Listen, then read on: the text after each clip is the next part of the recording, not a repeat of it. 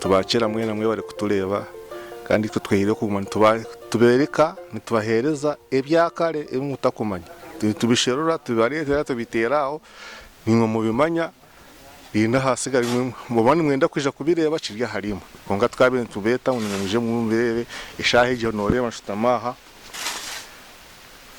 wanorebe nyuma Einstein nayibazikire uwo kitinisa Mbaguta so nahabweco erizoba twatayira turyo mu ruharo twatayira muzeyi mugerwa Mbaguta Yafes ubwo ni mutabani wo mwami wo wabire Enganzi ya Nkole Mbaguta Muha ubwo niwe last born niwe bucura bwa Mbaguta niwe yasigireho niwe musika niwe twashanga mu makage noreba ariyo nagezaho ku renovatinga inzu ya yishe bagira ngo ejenju niyo yabandiza umucicwe keci n'amabati norebe kuzira umunonga y'imyaka mingi so ariyo nagezaho ku renovatinga kugiboneza kugira ngo nabari bariho bije bagishangisirize baguminde bagireba bakurikiyeho muzeyi we so ntuza koyengera kugamba nawe akitebeze ibihe byafayo aho kwa nawe najyana ngo ishaka musigaci ari bwa azirwe ayine myaka mitomi nonga mwe nakata kabumanyire munonga kata kagizire kushanga ngo yamanyira ubwenge konga atista haje kuriye ibi yakumanyaho nibingi so tubashaba mongere kuturikiza mongere kutitega amatu abo kusubscribing abo kusharing kandi mongere kutukunda mongere kuturikiza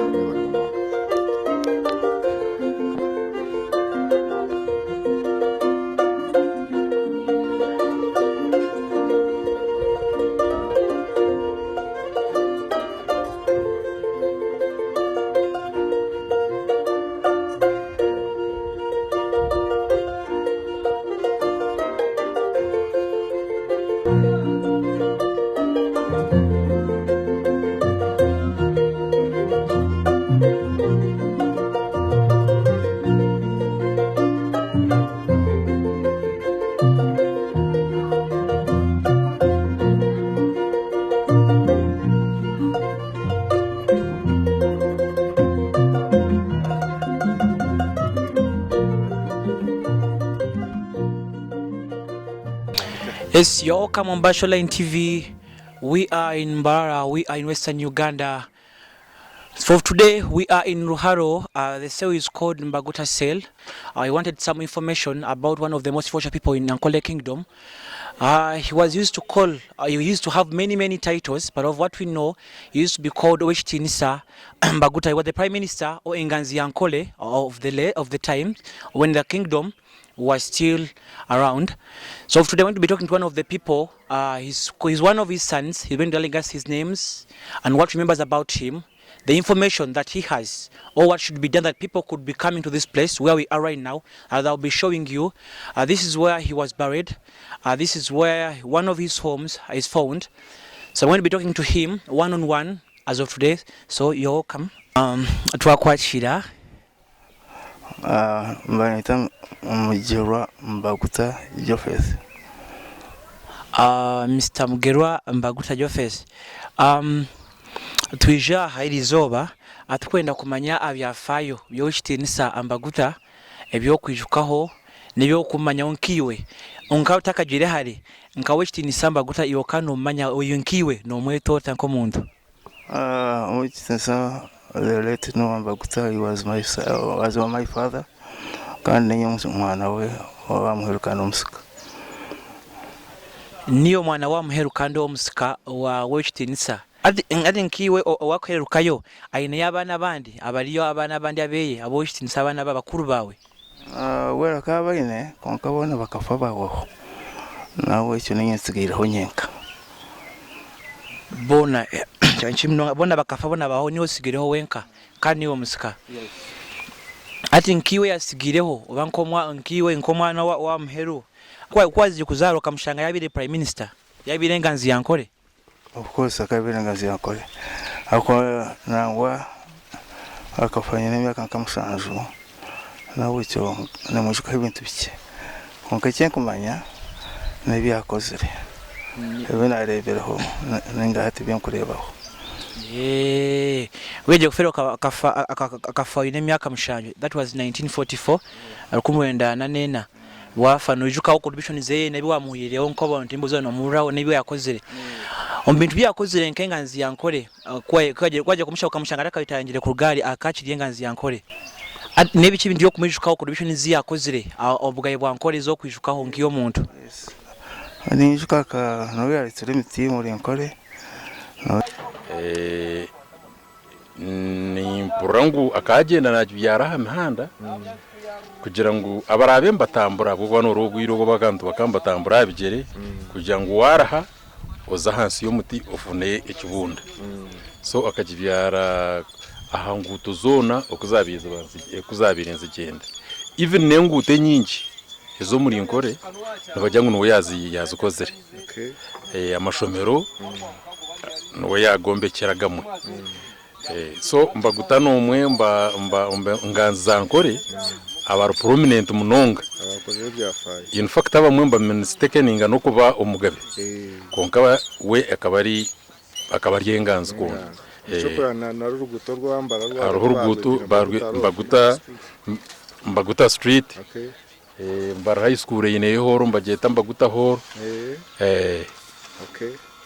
so nebintu binge biyakozere n'ibintu bingi cyo bamwiho imbozi yanayina ngo garuko jingarukiremo eje yo kuteramo mwene ko Yateire Muha ikisani carugaho nyinga nabagira ngo Muha yagambane yarite kisarani so kuyabina atambura yahika hari kitojo Muha yagamba ingira bwo kugira ngo akana yikerera zo mbya tradition yateka kwena rugashitojo akanazigara yaragira ngo bagikwata Yateire mboko izinta kumanyo bakagitera zinga ikonka ni mporo bakagitera mboko kurugego bagwana bagira ngo ni zimboko Yateire mu hari kitojo. Mbashola TV, as you can see down there, you see those big trees. Someone might want to know, what are those trees? Before I go any further, we had a prime minister in Nkole, the kingdom. They used to call him Enganzi Nkole. That was called Mbaguta. Those trees are called Mbaguta, which means they came in the era of prime minister Mbaguta. Those trees, I can see them there, and they say to be those trees were planted all over Nkole kingdom, on the roadsides, in schools, and all parts on the well, those trees were like we had a motive whereby people, when they're traveling from other kingdoms to Nkole kingdom, they would find shade where to sit and relax on the way when they're traveling. Mbaguta, they came in his era. As I told you, he has many things, because when you move around, after here at the palace, when you go down there, there's a place, there's a small forest whereby it's full of these trees. They usually called here Mbaguta because they came on his era. Mbaguta was a very famous man. Yaritse miti muri Nkole no yaritse bitoke no yangise nguto kandi akamutegeka kimurungira iguda administrator wagamba chemiti twine mtitu kukora ne bageta Mbaguta mitirinka bagiya ibiro umuhanda wano tamburo kuzanko ho n'umuhanda wo kushanga umuhanda ne bahabireho mti imiteje akajibi akanigenda kubyara imiteje ya muhanda akajana ya imiteje ya muhanda na handi hona akanagendera ngo abantu kwagwa onama bakara kwagense byere nawe cyo kuba barabashitamo mutomo bahumuraho abandi batungaho ko kurya ninga ko kunywa ubungende kairimba munonga ko abantu bakabaho kenge igenda ndengwa kugenda umuntu ko kurugambara kushikanka bunyaruguru nore akaharenga munonga kandi motoka zitarho igende kayibigere cyokane akabyare imiteje ukano wano tambura wo kushobora nketa wano shobora nketa uri wo kuzanka ishema girho wazo kuyona iroho akanwe abantu barese miti yankijana Mbaguta ikija murembe gwe no yagirese mbona nebitoke bitukureba nkebito bitukureba bahingo muri Nkole byona no yabiresere bitoke no yabiresere nebyo bitoke no yabiresere nangwe no ba agriculture bakampasa certificate ya yo kureta bitoke n'emiti n'emiti abanaro abanaro bakabaka certificate yo ku appreciating nko kureta emiti o conserving environment n'ebitoke yatekaho no kwingisa enguto kandi ikindi no gukora amashomero n'amakanisa bakanabikora munonga namubone kansi y'umuraro no Yateire no Yateire akabahiza n'akazi 50 zo kombeka zitaka 50 hectares of land akaba ikazi itaka 50 ati twareba contribution zenje ziyakozire ombwire bwa murebi kwagire kuba yagire kuza kujya yagiye kufera uko yine kimyaka mushanju obwire akayahumira karacire Enganzi ya Nkole wero nkaza rwaki Enganzi konka 1937 38 no sayahumura because it was kankemba ekayitayaringa 1938 no retiring. I was so young by that time. So when he retired, he used to stay akana shitwa kuriya ruguru kuriya Paris arubiriro mugabe obaka akana turo. Ko yaritenye yazumukaye. Yarugumugabe house yazumukaye. Omukaye yahumuriremu ni ekane shangwa yejo. Ekere nyabushozi. Nyabushozi. Konka kandi ko yarwaire ko amureta mu irwaro mbara hospital ayagera nuko yafa nuko kusara kuje kumuzika akamuzika hituriya mitaka iri mu ruhara kandi ejenje tukuro mu ruhara yakajombekere akajombesha bwireke akajombeka 1935 of which of najeju nine nk'emyaka 96 ne kuchiza emyaka 2 that means ine emyaka 94 nawo hati 95 ne kuchiza mwaka gumwe if it's 1935 that's 86 years of right now 86 nyonka za 1937 kandi je 1935 ne kuchiza emyaka 2 yes niona gamba 2 years eke turaho akajikora chi prime minister akakoza kakayita kayarinje kugoma prime minister akakira Enganzi ya Nkole akajikora Enganzi ya Nkole iki hati kuri ruguru okwe kuri rukamukuzi hii na no rubiri romugabe amakagomugabe ankarebaho there is kadeka echombeko chiche chombeko nganchikireho nkarachi no muchishaka ndimabine kubandi bakirebere nkandebere kuba kwandikaho neboreka nibakane bamuyebaza ememo yakorire obukaye bwa Nkole na nihanga yituryona tinamanyire akaharo chayiba yombekiraho kuza kombekaho hataho koya berengazi no yamaze kusa enje y'Enganzi karuno tsocho kanru bangu tekusoma kacheka rukwata nkakuza ari office za nakane just somewhere that area yona akaya hinjero hebyo kuya no tsocho konkenje kaya chombe kinaka cyo arebe no ya enji nawo cyo batereje shikizecho maisa enjuye yo kubanza ya Enganzi ya Nkole yayombekere keri yaho iyo bugabe bari bamuhira kutura mu Enganzi ya Nkole ekeri yaho then bono ko government kizi yasharaho yayombeka icombeke cyo koreka kumusima in his memory yatandikire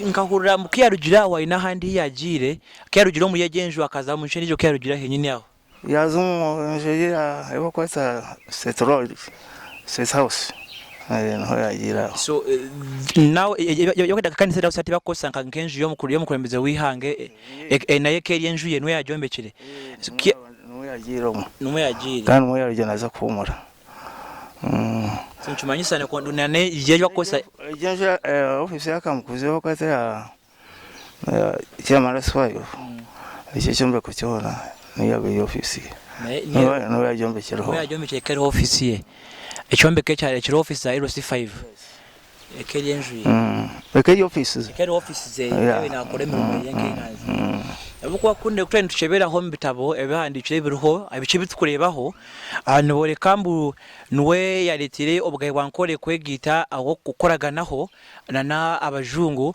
abuko Buganda bakabine Apollo Kagwa omwankole tukati niwe kitinisa Mbaguta nchore kambu 1901 nuwe yaletire Nkole kujoininga kuza mu British Protectorate okweshanga mbija bagita kingdom za igara bakazigire kaba Nkole nuwe azikozelezo na demonstration yagikozelejo akona kwastre Nkole kugigita na Bunyaruguru na Buhwejo na Mporo policies kajara site na igara so on yaba Nkole kingdom yaba Nkole kingdom ngakukena nchibeda munonga njira inkiyo ukataka zirwe nitukata kazi yoka nasa kumbuza nyoini mbia nikako kishome bitabo munonga na shangambu ishenkuru akaba akasavinga ho mu government yo mugabe gashonga ho kubanza akari mu government na nishe nawe akari military leader mu government nawe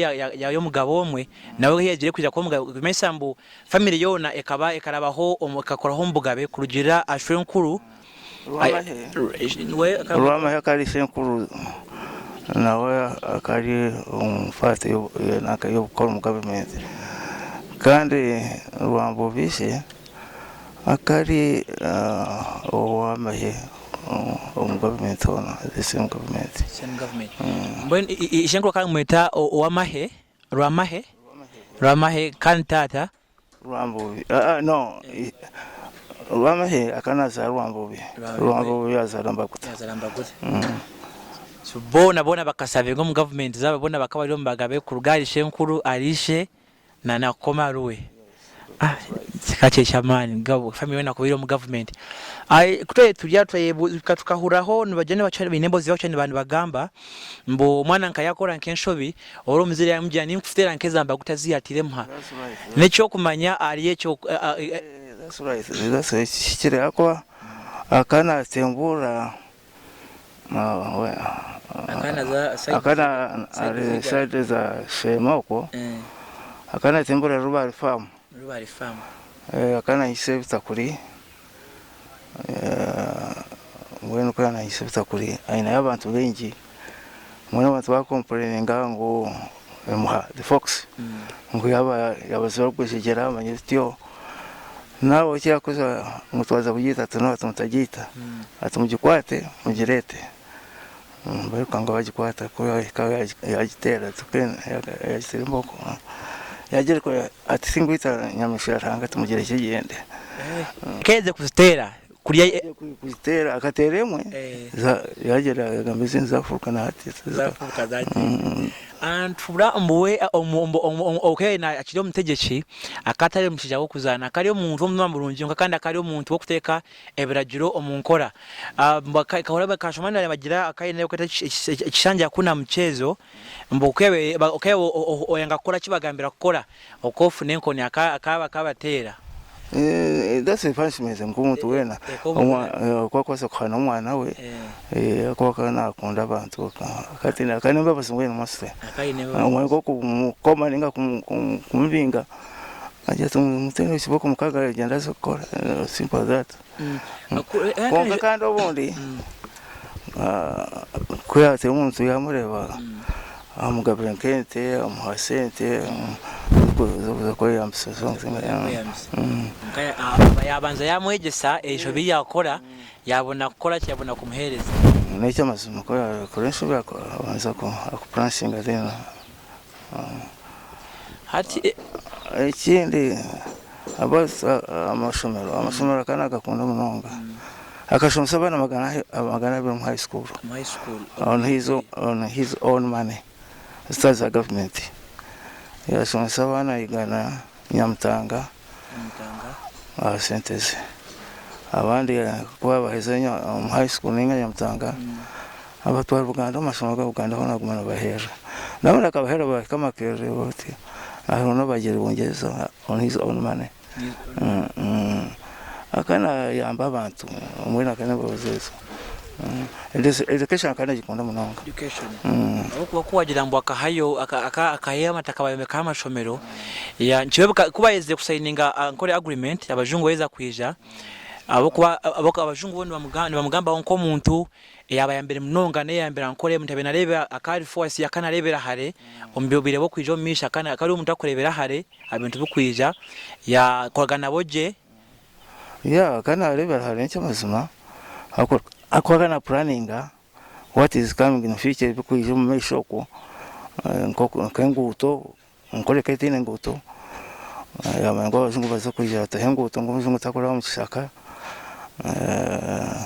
amashomero kuyaza Uganda yari amashomero nabijaga agataho nabuja kana kundi ibintu bintunguka isikutunguka kamanya ako wakara Nkole ke tashomesa konka wakajiza yashomesa ebe bintu byako kiyabaza ahantu yareba he ikintu cyentunguka mbene nuko yabere yija ashara wachikorera no kwa Nkole of course ikintu kandi kikora ako haro yaza bunyoro akashanga kanisa nongi kuize ko twina akara kanisa kachaha yagamba umukama we the king Mugabe atateje kanisa na tshwaza atereka tumbike kanisa mpango nkayende biroko tubayizo wase kutira kanisa yabuka kanisa yino ngimunago nkureba ati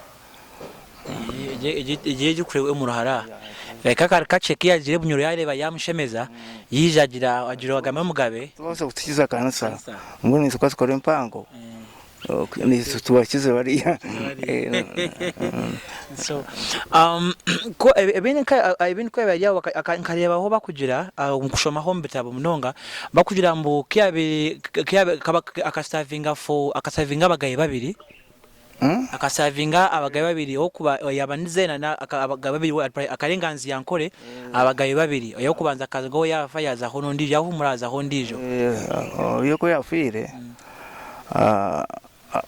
the clan Bahinda barwana bahitana nango no kwitana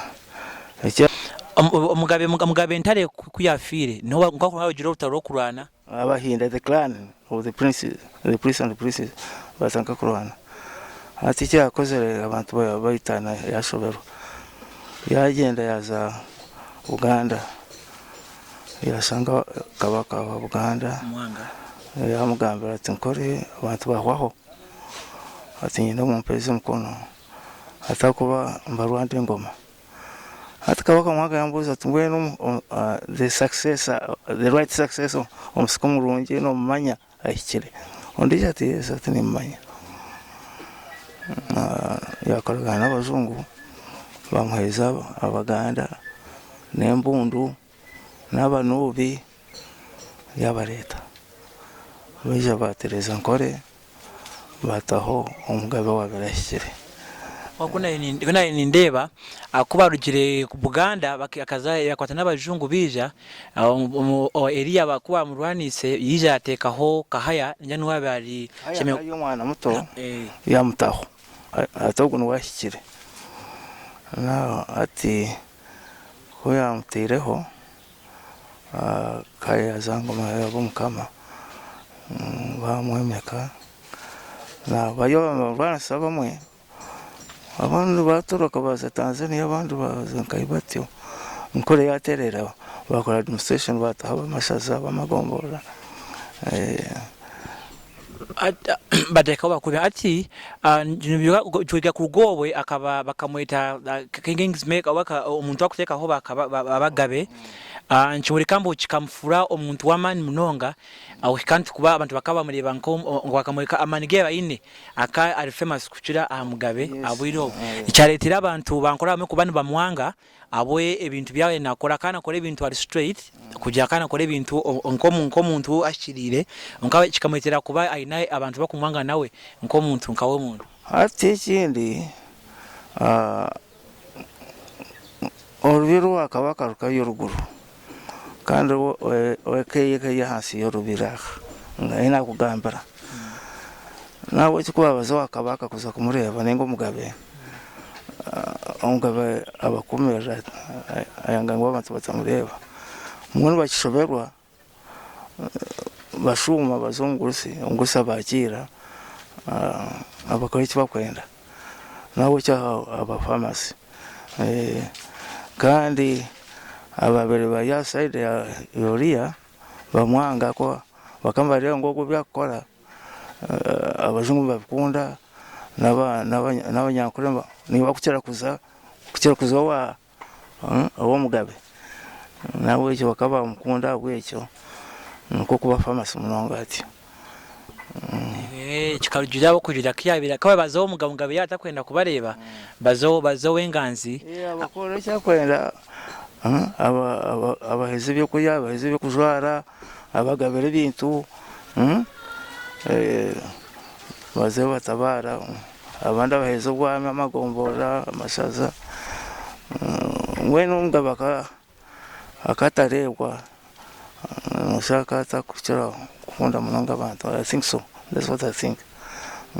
Nuko abashobora okuzonko omukama kaize nkapitana yero ainesha aineki ashutinga ko yakwasa kutunga ko kujya akubona ntana tureba nka mugamba honko umwe atari Uganda honka ngo mu Africa na mugamba honko umuntu yabere the most influential abantu bamani muri Africa mu 20th century na bamugamba no kuba umwe ba member of the excellent British order the MBE abantu bamani abajungu bakamviza no kumanyambo akaba kamuyitinza cyo kuba umwe aba member ba British ya hose abajungu bakakimuha ikitinse cyo MBE mu British Empire bija bamho wa lieutenant kuba kuyaruwe n'urutaro kuyasimbura bamazi wa lieutenant nawe cyakareta abantu benshi nawe yaretse abaganda muri Nkole nawe yaretse ababanubi abanyarwanda nawe cyo abantu bona bakabuje kumureba abahumuza ate mustamaha nkabahungu mahanga ayo bakera bataho nawe cyo kamba amanyamunonga kandi cyo bamukundire ako wakati n'umuntu wakushoshora kugira tugu umuntu wena ko yeje mwakira nko kwari kandi amukore cyakwenda ko kwari even bagira mbo ejenju kureba kwa nabo kajandika umwejenju ejo kuza ku buntu bantu boreka mbo niyenju yabereri omuruhara injibanize komeka kashozaha ekaba ineshere bagishere kisama bati na hata mabata kugaroho na ngona sindone ngikora repair ate neja kubona munanga kushira nko kweberere konka nore turi myaka mingi konka ate ngigare kimwe yabonerete twakuja kujimanya ngo neje yaberero okujigaruka moko but just no renovating achonka akagumu structure yayo enkuru eriye yakare akagumu structure yayo enkuru tindanze kugihindura munonga kanyende gume kuko ya planning nko kuteko guma abuko nibagira but before or takize ku innovating abagira ambo cause after utaza kubara mu mbitabo bekataraho emyaka nshanju na mushanju kurwo ishitini safa by that time no have naturo omuside zita kere kwa kurebera ibintu ebibi agenjwe egeri aha eka mukamtura aba mukamurukuriye nyabishoza handi atko ya fire 1944 tuija since then twatuganta za kushomara konka nyina abantu abanje abanyavuzari bagumaho konka bakukirunye bakafa kuna mpumurangiza shanga abaro ntangaruka isonero nawe cyo ogumwe kagurumba bakamba ngureberwa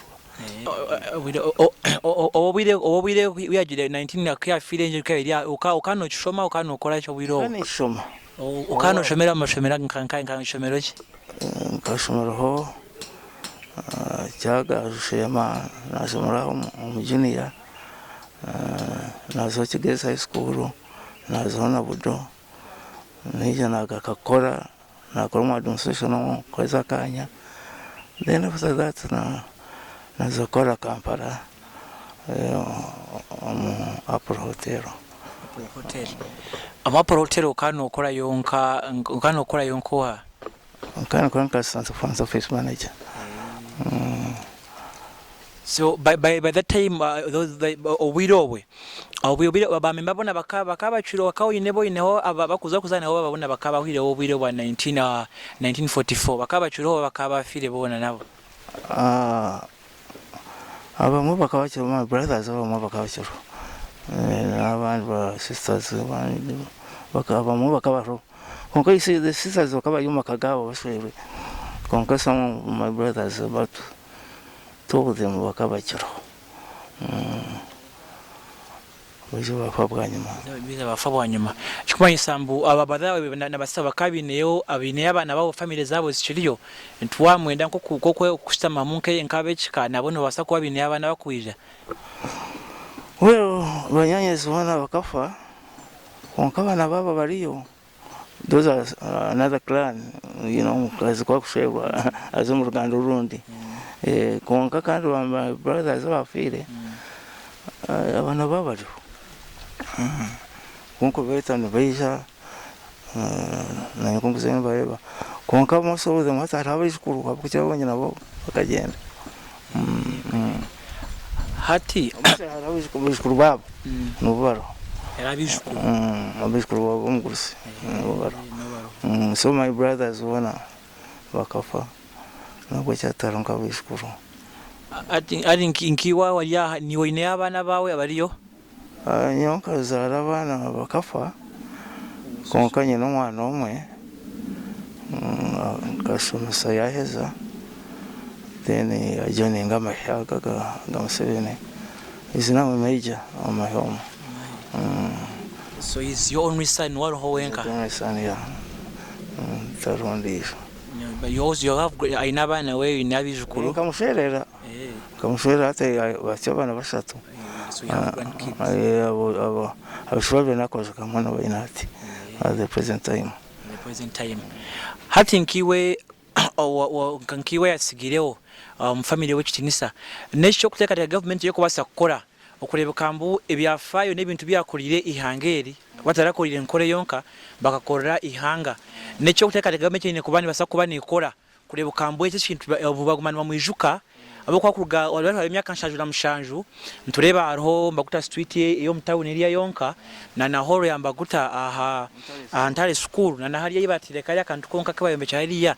nko muntu w'ekinisa ibintu byakorire ihanga icyo wambuze kibuze kirungi munonga I really like it nangwa naba nyobeje bakimbuza nabagambira ngweno rero Mbaguta ikintu kikuru cyakoze mu ihango no kushomesa abantu bakashomesa abantu bengi ubutekateka umuntu wanashomesa abantu 300 paiya kweze myaka henka 10 no kushaga tabantu bengi abo those are so many bueno yonka shobora government nti onko yanashomesa abantu bamukora ishomero azimmo yo Mbaguta school Mbaguta university or something like that ikikwizuka ngo akana konra ihanga no kushomesa abantu n'abandi bakahinduka abaminisita abandi bahinduka kiri those important people babanze kuba bakuru mu government bakambaruga omubigere byambakuta nawe cyo kurenga utini ishomero ryona rero kumushikiraho ikintu kikusasa munonga kureka ikindi ogumwanya kukoreje kukaba tourist people bakagomeje barambura bakatayo burambuzi I think they also can help kumwamba mushiraho aboko ndaka jana cyane ninkubuze ngweno obanshomise had some ababeta guardians abakuza akasiga abakuza abantu nkabashatu. The first one was the late Kamungu, who was Enganzi by then. Yateire umwanya gwe. Well, also he was this this comes. He was one of the guardians. Akorata Kamungu no akorata ho. Jimusa Subuga ondijo akorata ho. Mr. Foreka, he was Sasa chief by then. Colonel Sasa chief. And moreover, he was my brother, Karuata Tento. Abantu bankuruze. Wenka iwe yagire kuferi akashomesa abana 200 abana 200 omwaka konkiyo tarafuna chance yawe kushomera Yeah. That's what I was telling you. So ati oinachiwagamba echa kugira bakakabe ne bakora mu school in his name ndeka nyinda no janeke umwanya gutungura nainda kunyenda kuja kubuza ati government yija ekakugira ekashaba nko mwanya kugurebera bakagureberera bakakora je no bibaza kubikiriza gutwara. Yes, I agree. Bamera kora nka museum konke kintu ekyo kumukwata ekumushika not to put other things bitine kakwate nawe abo kuba benda kanti in case government yija when they hear your call bahuro mranga gwith bakija bakagisemeza je kaba bakajeta Mbaguta center oba heritage center whereby harimo ebintu bikumukwataho ebitabo na nebyafu bikumukwata bakaba birinko umuntu nakushemeza bako ngiri bamziche nabakonjiraho bakatungura je kuba ekaba heritage center whereby people would come from anywhere bakija bakikaho bakagumana mureberaho. That's actually teachers I welcome it very much. Nango no kona feel and such a hope. When the school they can do it because chesa Nkole things in general.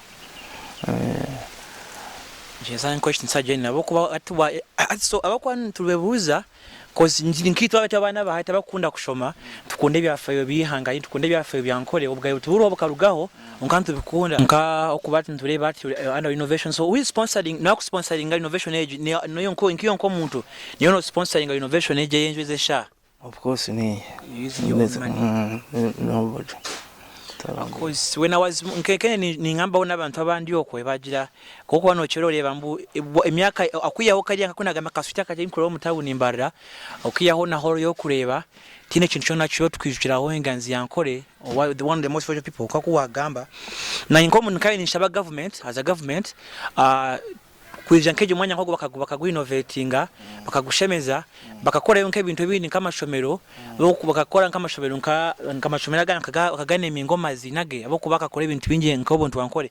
Another thing we tuhura ko yagiye kwitaringa, he had a lot of land over like 40 square miles of land compared of today was of chicken whatever kanti orebuka there is little evidence yo tracinga we koreka abintu bya yine yo bugigabwe. Okay, obumusheje no manyakare katikiro kandi akaina abantu bengi banywane be abanyabusare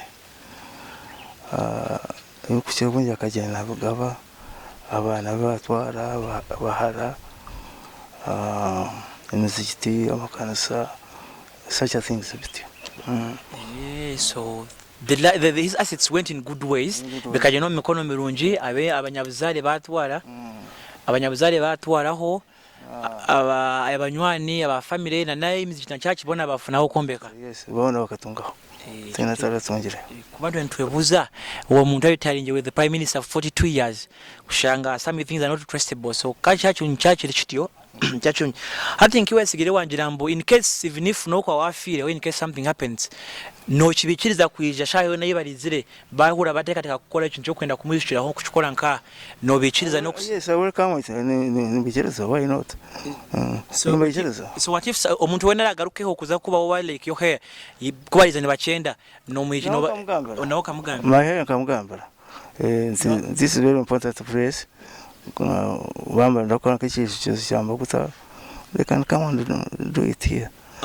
Omwana no mwito hamazina Mwita Henry Tumwine. Henry Tumwine. Major Henry Tumwine. Henry Tumwine. So that means Major Tumwine in case bija na mwishira bagamba aho nawe bonakora kibintu kora in his memory. Gakuta kunja kuza kureba aha ndokwenda kwebuka kuza kwebuzaho kungambira binkwenda nkebinani nkubuzaha onkanshanga urumwe nshanga umwe kunja kwizonjira obono borwiremo necyo kikushira kufeganisa nka nijo kushasha wangira ino cywangize mu kikushasha niki weno bikonsa sene tebiri nkarwa rumondo banyahabyo kurya ikindi nango kikushaka kunsasa eri kuferi yaha abamba batera abantu mu basikare bote bakankwata abantu mu butu bantera guferi ya siskara mu kusya time mburaga imuka mburaga genda izo ndwara zanjye zombi konka nyone sima ruhanga abo imyaka yimpikize ngira ko bagenzi banjye bakawubona kusimya imyaka 85 n'ikintu cyango none ari ndwara konka izo ndwara izo kuija mu myaka iki nangwe ubu nkata kusasa munonga konka imyaka kweshere nk'igufa yagaruka mu byasasa nawe kibundi ninde mwabigenda ndimo gukora ntyo mu bishobera konka n'ikintu cyo kutangaza ko ngo nicyo n'isima ranga bwecyo kuba kwagira mbo igufa bakarehendo mbwire bobo mbire ba government yobote bakakubana ntira abantu topanda gari unako nabo barihendire bakusanga umutano bakwata bakutera bakutombuto ubundi bakubehera ngo norwo mushaka wa musebindi tyo ibintu bitaro ibyo doze we no sense zikabitere birungi ati ekintu cyo munde cyakwira byo kuri yabo ati mesa tokurya byo kurya byone hatu kurya kintu cyo kurya nk'ibyo kurya nkaburijo ninja bogo yana chai akonkaze arebero binga wajyana marebe ni tingo yaga tukona kurya bintu nayo cyo kweze na chai yonka na bogo yonka na bogo yonka nkonkatse mpeze henka myaka 3 ndi bintunga ni amfiti okuyo kusasa ko isaza wese so kumara imyaka ena tokurya mere aburijo nonywa chai yonka breakfast chai na bogoya lunch chai na bogoya exactly breakfast chai na bogoya chamusana cyo na cyacyo ati nkwagera umiro bakakujya ni wasa kubani kiri bashasa kukiza bankushemeza bakikacira abandi kine mbazi gona bakamaje ngo basa kushemeza konke batine imyaka yanjye bajya ngo tikibaso kushemeza ngo niyo gumaraho niyo kutwara imyaka kandi ndivyo and that's true akaro abashemize on the same age nango nabakara umwana wanje yafa which I think our doctor bakaba right to refuse akona magaranga cyara magana no fokurya yo kurya konkano gumaho umwe go kusemeza icyo kimokafa akire heze myaka mingi konkano bale trend wikaha twabaza mnonga abo bwire bwawe ne bigambo batwereza aho byo kwishukaho information yayo shitinisa ukinisa wa Nkole kali mtu wamani tumushomaho tukabaza bwire bwawe twabaza ruhangabo kuma kusyaho kwikanko bwire kushanganira ho umuntu akwasa kwa ine cya kutugambiraho nditukaisha kwikaganiraho niwe nk'abantu okawe bwatugambira ni mwe bari kuija n'umuntu mushuka ibyafa ibyakare mukaza time yanyu mukaje ko kuturonda ikintu kintu kibasimira nango timu nkana harona abantu bakuija nabo nindemba tahamani kuja kuronda ngabanyu vision nkaba research batyo na kintu kirungi umuntu ko no keeping records za Nkole nango neza Uganda yona ko mu Uganda bakamba manya munonga abo kubati ati bintu tubika nkombitabo nkebyaka ntubika digital ntubika internet tubika videos so nchira kuchira bari batakwasa kushoma bakija bakabireba we bari munonga ni mwe bari munonga kwijongo mukandeba. So we have been on Basholine TV for all this long. I've been talking to one of the sons of the late Prime Minister of Nkole, Enganzi Nkole, Mr. Mbaguta. We have been in Ruharo, Mbarara, Western Uganda. He was part of the Nkole kingdom. So I've talked to him from the beginning to the end. He has told us some information about the late and what he needs from the government to help us so we can keep the records of the late in place. So I've been with Mr. Mbaguta in Ruharo. We have covered part of the story of the late. We're going to be taking you through the show where he was buried, his burial site. The house that we're talking about that is 86 years. It was constructed in 1935. He's 2 years older than him. He's the only son that has left. All his brothers and sisters, all of them are dead. He's the only person among the family that is still alive. So it's always good for us to come here and cover information from the right source, people that are from the family. So from here, I'm going to be showing you a part of the things where he was buried, the burial site, and the house of the late. So from here, this is where we are in Ruharo, as you can see, where the house is. So the house that was built in 1935. So here, this is where he was buried. So this is his tomb, his resting place. He was buried here. Niho bamuzikira mu ruharo nawe icyo nicyo kituro cye nawe icyo twakikora busya natenkere bekaje munonga nisima ruhanga bwecyo ndeba kana mwita amazina cyo kuba amazina ko ndaya mwita amazina miji amazina tumenyi kayaka kwanza mutono rero Lieutenant Mbaguta MBE please the name nkanda gaga hasi. This means routine down routine was this means that he was men used to fear him, and son of the Katangaza, that is the mother. Ruambu, that is the grandfather. I mean,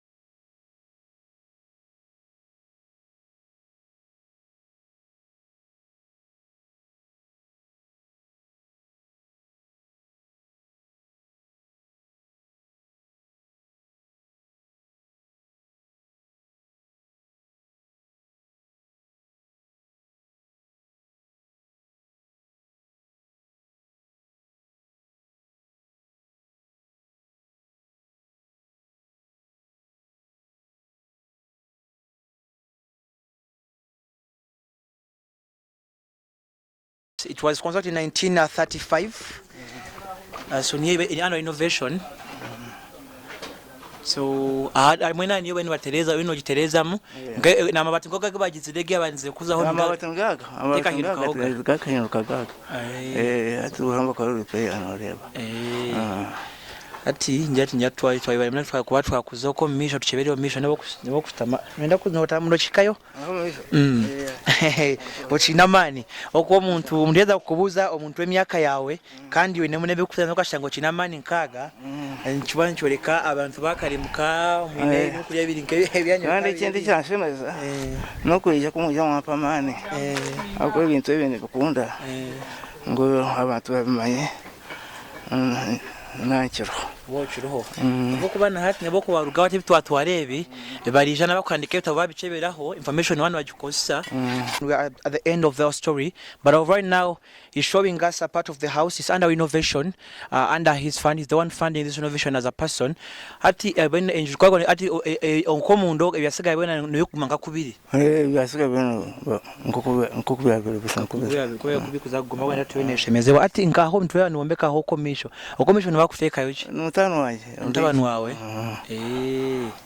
so it's part of the family ni mwiza kuteka hicho njingu za kuzishiraho think akimanyereje program ze abana baje kukigamba bakubana bakigamba ati erienjo eriya yo neyo hiri rukunzura neya meja mutano wanje meja Henry Tumwine gaye bamutagaye abandi abutagaye so that's his house. That's his house. Nkamusera umukazi hata ina bana bashatu.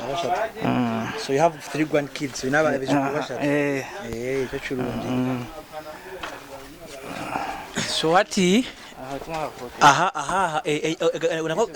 so ejine party yejo kaguri muri yankagurisho bokwantura kuriya bagira ekine ejeke akaru uko mudaka akano tahira mwaha yona kari emiryango akaruhogo gwaha aruhogo gwaha na kuriya ati akaru nyeri sitting room kachiri kishenje kachiri kishenje amanda hallway kuza kuriya nebishonje bine bikuriyo nkane bagira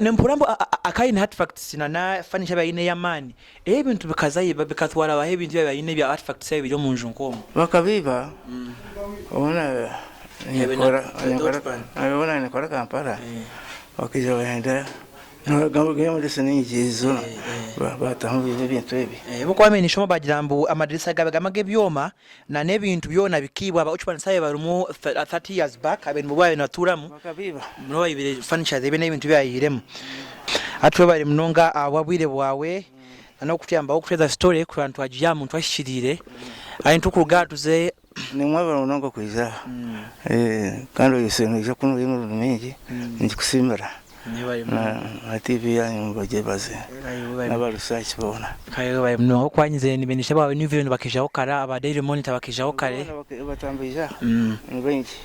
Okay, thank you very much for everything. You also thank you very much for your time. Abarahuriye bakugamba ngo Ninkuteera Mbaguta yatiremo atinguma na kiboko ziyagitire kongani ikinguma ni mangu akatiramo hashiboko so ahana twatujyo mu makage ahantu yabere natura kandi ho bamuzikire so tugezaho kusherura bibi yakoze ni mu bimanya abari mbarara ni mumanya ngo hayine street yiba kumweterera Mbaguta street abashomireho ntare hine nangaho yiba kweta Mbaguta tukabe twenana n'ibindi abako waza kucondoza ibyafayo bya Mbaguta akakora ibintu bingi munonga n'intu twenda kugezaho kubireta kubimanya kwa kubaro n'ibindi bibo kwasa kutawate twantugana no muzeyi yajyanwa kabe we naye namubateho nkishomero bagiyete Mbaguta aho ni Mbaguta high school ni Mbaguta college aho ni Mbaguta university whatever kibo kugeta konka kore ngo izina ryago mariranganwa abari bo mushiro wa Yateire miti tibageta kinje na Mbaguta ubwo muti baguya mu rubaho ni barugumene kibare so mwe bari kutureba tumene tureba tukumene twa subscribing mu sharing mwe bari munonga. The place where I'm standing, this is where we call this place is Kamukuzi. This is where the royal palace is found. From here to the palace is 200 meters, if I would be accurate. So this is where I'm standing. This I'll be showing you here, as you can see the place, the way it looks like. This is where the first Prime Minister of Nkole, which Muha Mbaguta used to live. This was his first form as the former Prime Minister of Nkole Kingdom. As you can see, the place is not in good shape. This we can see they built up something here. You can see the blocks, the way they look. When you look at these blocks, I think they see their fence somehow. It's something they built up as a memorial. They say this pillar was built by the Nkole native government in the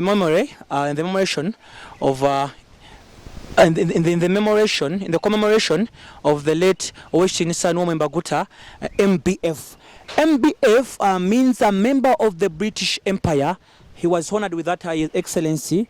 They gave him that title because a member of the British Empire, because of a lot of things that he contributed all the way from the British government to the kingdom, because he was someone who cooperated with them.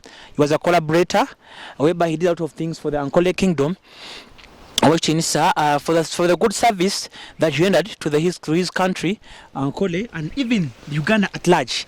Because when we look right here as we're standing, this place is not in good shape, because if at all is taken care of the local government, I thought all the ministry, anywhere, people that support the responsible for the tourism facilities in Nkole, I think they should be the one touring and looking upon these people and the things the way they are. Because when you look right here, it was before they came to check, I think it was last taken care of maybe when it was built. Because when you see the way it is, the shape, the way it is not in good shape. But the reason why it's here, this was the first place where he used to live. His first home was here. That's why they built the house is no longer there, but they built up this one, this pillar here to remember him, to honor him for his services.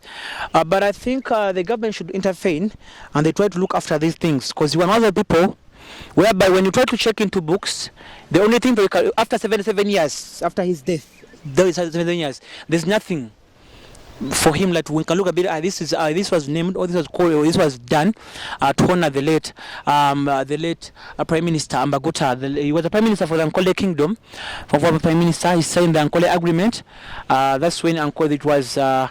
That's when Nkole, the former Nkole became Nkole, whereby they added on the kingdoms of Igara, Karagwe, Imperial Shema, and it became Nkole Kingdom. Those were his contributions. He built schools. He constructed roads. He taught people of his generation that whereby he used to pay tuition. When I talked to him, he said he used to pay money, school fees, for over 200 students per year. the Prime Minister himself. Then from here, Mbara, they used to go to Kampala to study from schools from there.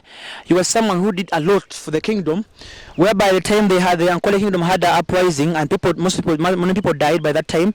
So he went to Uganda, he talked to Kabaka Mwanga, he said people from Nkole are dying, and the British government was like, can you give me the support? And I go back and I put that. They asked him, do you know who is supposed to be the royal heir to this throne?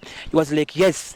They gave him the army, they gave him guns. He came back to Nkole, they fought a war and they won. And that's when Kahaya was put on the throne, though he was young. And that's the reason why that's when he got the most power, and that's when he became most influential. He was famous by that time because by that time he was made the king's maker. He used to make because he was the one who put on the king on the throne by that time.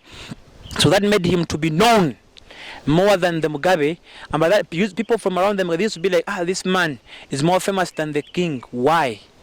So people used to not like him, but as a good man, he used to work and put everything in order, but nothing has been done to honor him locally and to the government. Because when you went to the history from that side of Buharuharo in Mbaguta cell, he has only the street they call him Mbaguta Street. It's in Mbara City, and the hall is called the Hall of Mbaguta.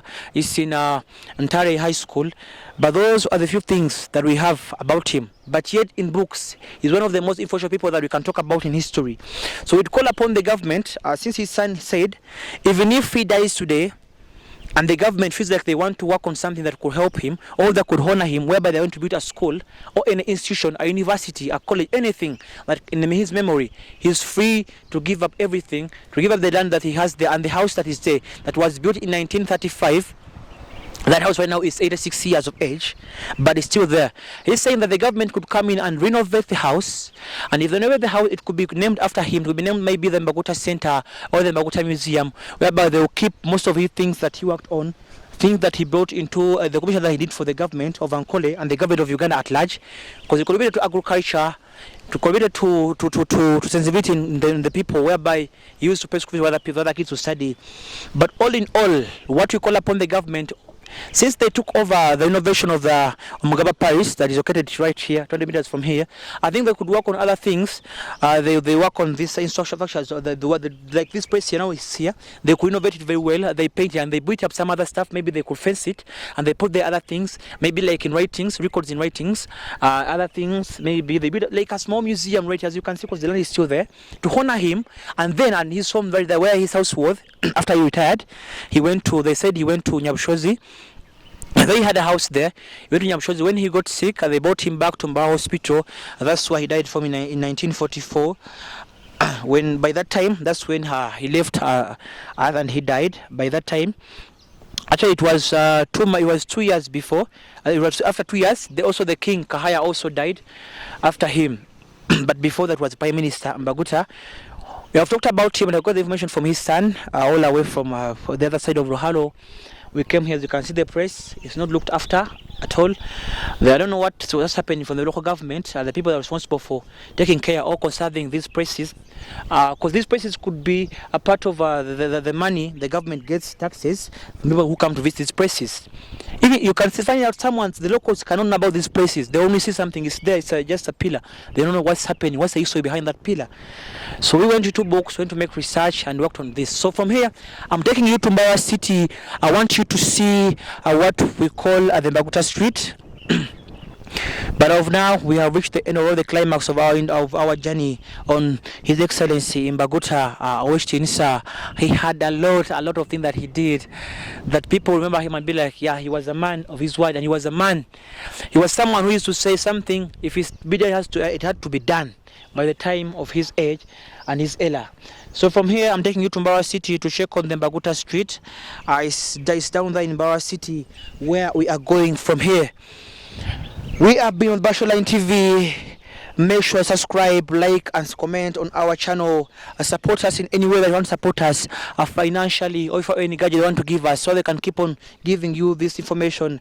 We can keep on giving you what we can about our country, Uganda, about our regions, about our cities, about the world, about what happened back in the days, so that people can see it. We shall be putting there our numbers. Some of them are on Wave, some of them are Dream, some of them we have PayPal. You can give us anything that you have that can be a contribution to us.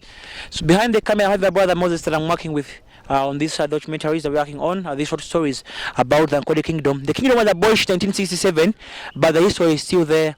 People will still want to learn what happened to the kingdom and what came after. What was this all about? But from now, when I'm taking you to Mbawa City, I will check on the Mbaguta street. Thank you very much for watching. Thank you very much for supporting us. We are still at the Basho Line TV. From here, we're heading to Mbawa City. I'll be showing you the Mbaguta street on Mbawa City. Thank you.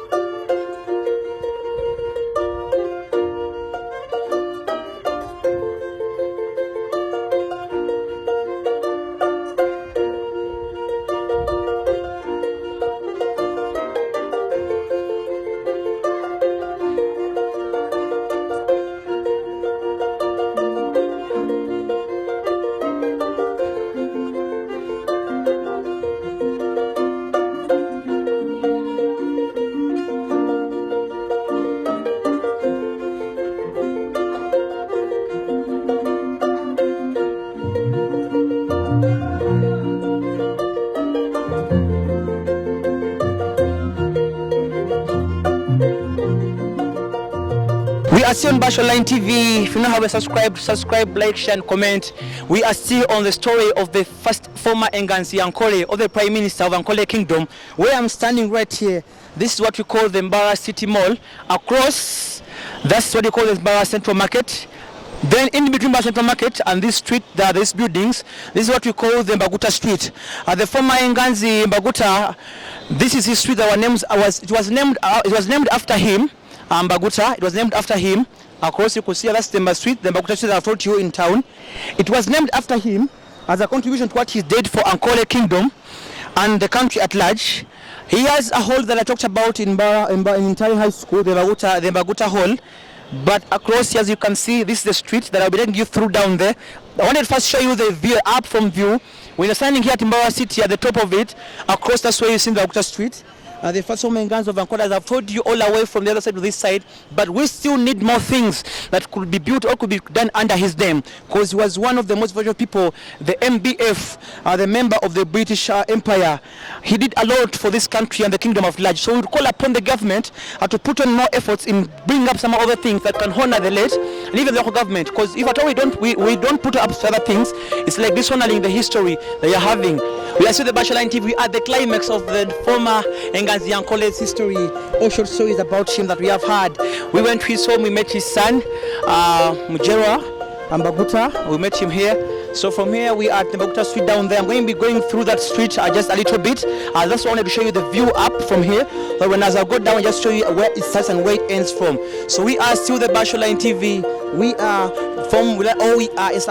in Mbawa City. This is where we belong. We want to talk to other people. We bring you the history of Nkole. We bring you more things. We are working on Nkole. This is our home, our pride, and our culture, and our history. Uganda at large. We are still the Basho Line TV. Behind the camera, my brother Moses. Thank you very much for watching. Subscribe, like, and for any support you want to give us, we shall give us information under the description box before, down there the video. Thank you very much. We are signing out. We are still the Basho Line TV.